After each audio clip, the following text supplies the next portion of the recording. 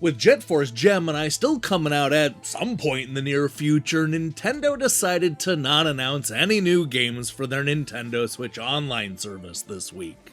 Yeah, that sucks. But the good news is that we still have plenty of previously released games that haven't been given the review crew treatment. I'm talking about genuine classics here, like Super Punch-Out, Super Metroid, and the original Star Fox. Sure, these games hit the subscription service years ago, but I still need to ask, are any of them actually worth playing? To answer that question, I decided to flip through the pages of Electronic Gaming Monthly, GamePro, Nintendo Magazine System, and more classic magazines to see what the critics said back when these games first came out. Get ready to buy into the Super FX chip hype, people, because it's time for another exciting episode of the Nintendo Switch Online Review Crew.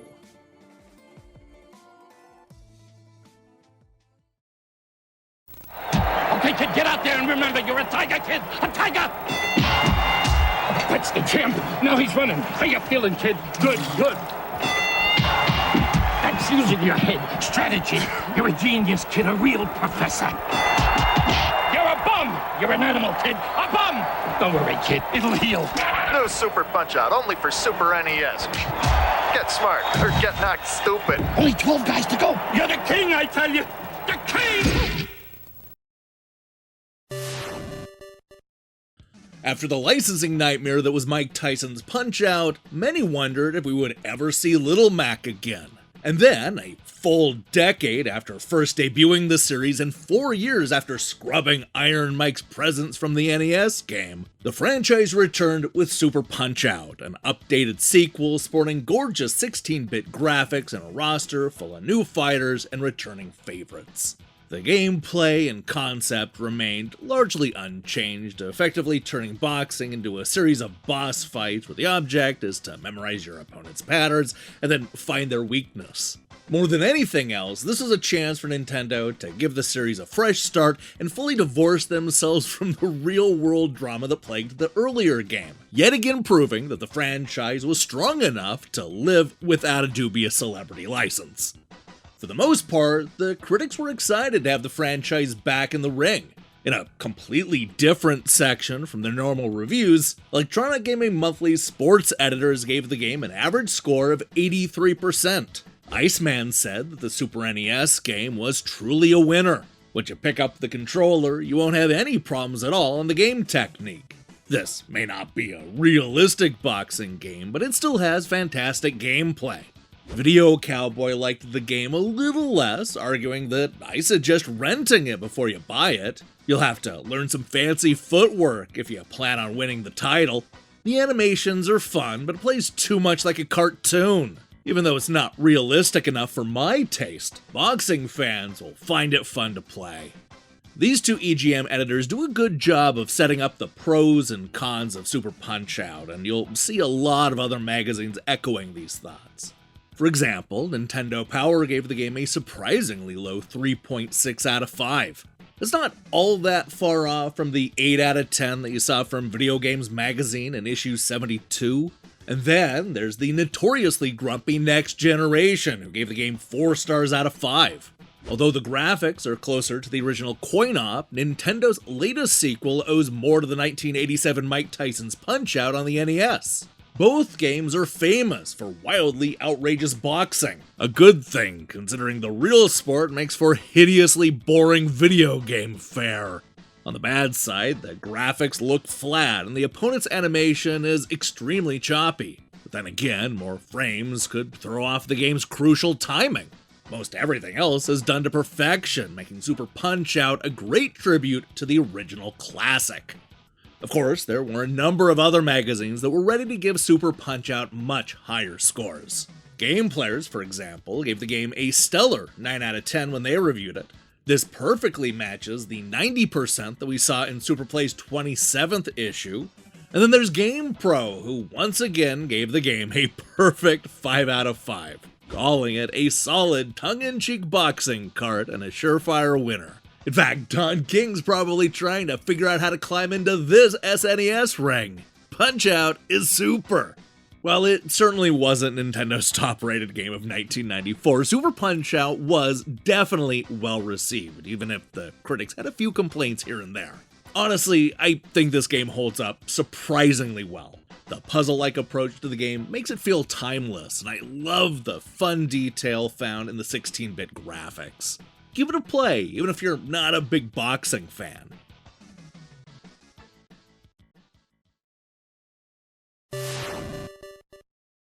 With the competition releasing CD add-ons and the next-generation console war just a couple of years away, Nintendo debuted a brand new technology that they called the Super FX chip that would allow for polygonal graphics that were admittedly rudimentary, though impressive for the time.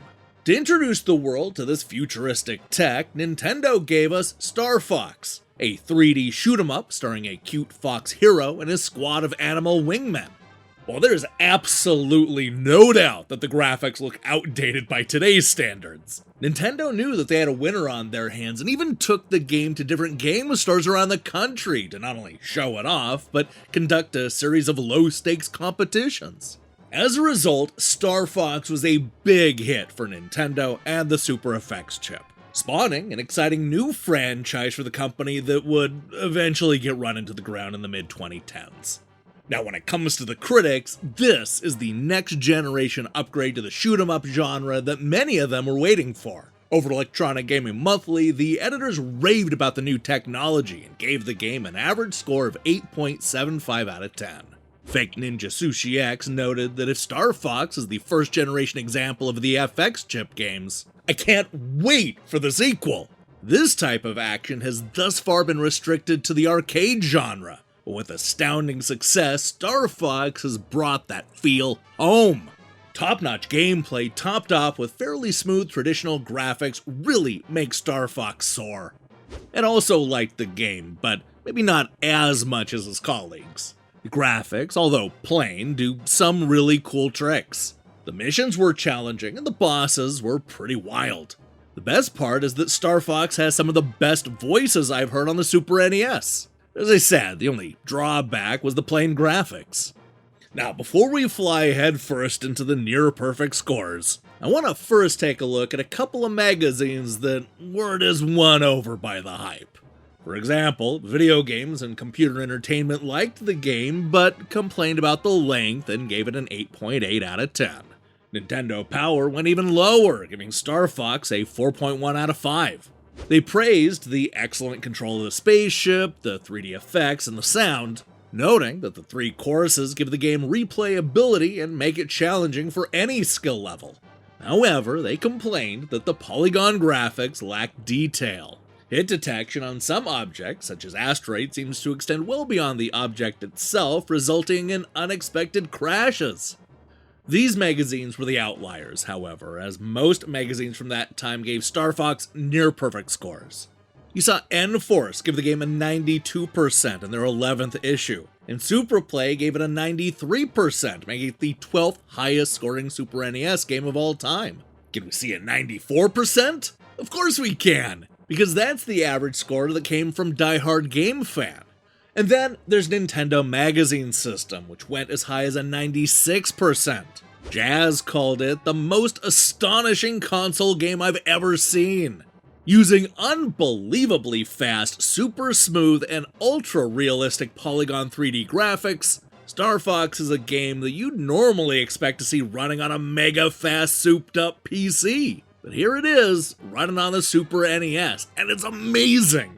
And considering that this is the first game for the Super FX chip, I can't wait to see what's next. Mind-blowing racing, flying, space combat, and even virtual reality-style adventure games could all be created. Gimme, gimme, gimme! Now, before we say goodbye to Fox McCloud and his buddies, I first want to check in with GamePro, who once again gave the game a perfect 5 out of 5. They called Star Fox a no-brainer. Star Fox is a leap. It's the type of game that'll make someone buy an SNES. The game itself is awesome. However, there are many impressive little touches that any gamer should appreciate. There's a new star on the Super Nintendo horizon, Star Fox. Look, there's no question that Star Fox was an important step in console gaming. but I'm not sure how well it holds up. I mean, personally speaking, I'm nostalgic for a lot of the plain polygon graphics, but there are aspects of this game that are really hard to go back to. See if you agree with me when you play Star Fox on the Switch.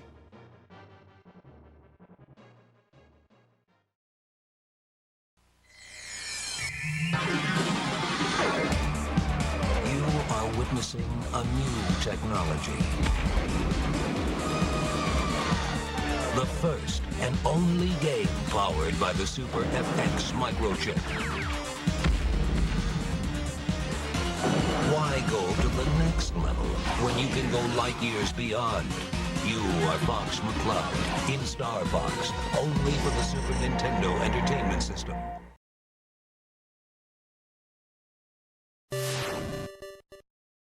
There are great Super Nintendo games, and then there's Super Metroid, one of the greatest video games of all time.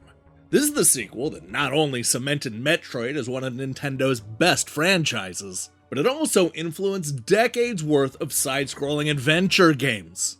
It's a game that actually managed to build on what made both the NES original and the Game Boy sequel, The Return of Samus, so memorable, creating a style of gaming that we still see all these years later. Look, this is truly one of the best games on the Nintendo Switch Online service. But you didn't come here to get my take, so let's go ahead and see what the critics said back in 1994.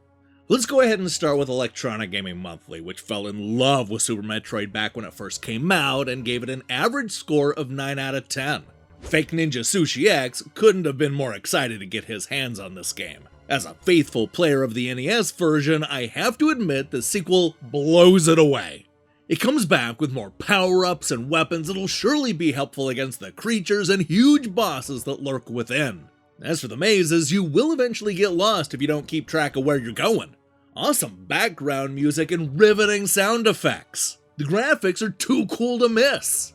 Danyan agreed, concluding that Super Metroid is the game the world has been waiting for. The original 8-bit Metroid was fantastic, and this one certainly does it justice. The lengthy quest and sheer number of hidden items and the great background tunes add up to one wild adventure. The auto map is a cool feature, but it can make the game quite easy, unlike the 8-bit Metroid. Overall, no one should be disappointed by this incredible game. Now, at this point, I bet you're wondering what kind of monster would give Super Metroid anything lower than a 9 out of 10? Well, let me introduce you to that supervillain, Edge Magazine.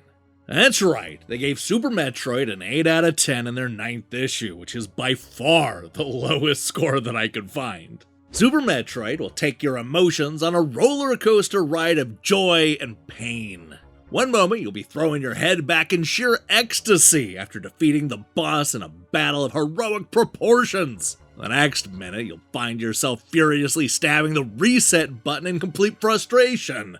Those who enjoy the first game will therefore have no complaints about the action, but many people will find the Super Nintendo title's distinct lack of longevity a bit of a letdown.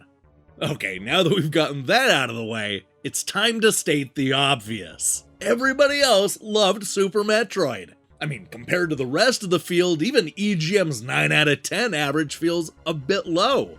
You saw computer and video games give the sequel a 91%, and Superplay go with a 92%, making it their 15th best Super NES game of all time. In fact, that 92% seems to be the sweet spot, as you also saw that score over at the official Nintendo Magazine, as well as Nintendo Magazine System. Similarly, Nintendo Power gave it a 4.6 out of 5. Hyper went even higher, giving Super Metroid a 94%. And don't look now, because Game Players went all the way up to a 97%. Before we go ahead and check in with GamePro, I first want to highlight what Die Hard Game Fan was doing when Super Metroid came out. First of all, they ditched their 100-point scale that they had been using for more than a year. But that's not all, because they also replaced the written reviews with, dots. For example, here's an editor who gave the game a score of 49 out of 50. And the only thing he gets to say is, in a word, perfection. This guy, who gave it a lower 48 out of 50, managed to fit in 2 short thoughts. 1, freaking awesome game. 2, it's about time. Look, I hate to editorialize here, but I think we can all agree that this is a huge step backwards for reviews. I mean, what were they thinking? Thankfully, everything was business as usual over at GamePro, who once again handed out a score of 5 out of 5. They concluded that Super Metroid really delivers what Nintendo has always promised: deep, involving gameplay that'll occupy you for dozens of hours. There's certainly more Metroid territory to be explored, like controller motion technique or a wider variety of graphics, but heck, Nintendo isn't working on Project Reality for nothing. You better grab this one before a Metroid latches on to you. Look, I think it's safe to say that Super Metroid was a big hit with the critics. In fact, it's easily one of the Super Nintendo's highest scoring games. I'm just gonna end right where we began, calling it among the very best games on the Nintendo Switch Online service. Honestly, if you haven't played Super Metroid before, then what are you waiting for?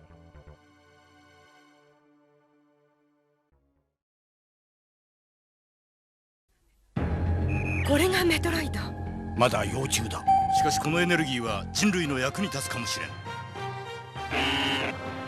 あ、ヘビーメトロイドが奪われる。緊急指令。スペースハンターサムス・アラン。さらわれたベビーメトロイドを奪い返す。スーパーファミコンソフトスーパーメトロイド。とてつもない地下要塞が待ち受けている。Hey, thanks for watching us break down these classic reviews. If you liked what you saw here, then you should know that we post new episodes just like this every time Nintendo adds classic games to their subscription service. We have a whole playlist with dozens of these episodes covering so many old school games. Give it a binge. Now, here's the question I have for you. What's your favorite Super Nintendo sequel? Look, the original doesn't have to be on the Super Nintendo, but the sequel definitely has to be. Let me see your picks in the comments below. In other news, we'll be back next week with all kinds of fun shows and reviews. But for now, I need to take a nap. The weekend is calling. While you wait for me to return, do me a favor and click that subscribe button and support what we're doing here. Until then,